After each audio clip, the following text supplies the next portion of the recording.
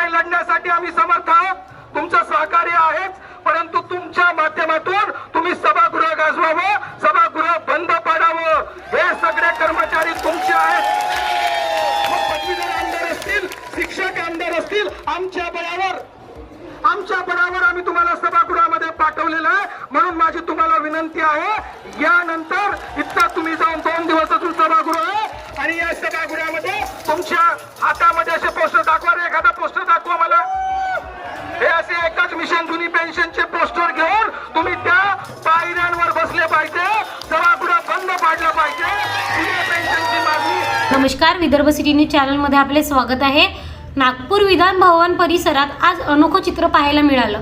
सर्वपक्षीय शिक्षक आमदार एकत्र येत एकच मिशन जुनी पेन्शन साठी आंदोलन करत आहेत. नवीन पेन्शन योजना रद्द करून जुनी पेन्शन लागू करण्याची ठाम मागणी यावेळी करण्यात आली. शिक्षकांच्या भवितव्यासाठी हा लढा आहे आणि मागणी मान्य होईपर्यंत आंदोलन सुरूच राहील.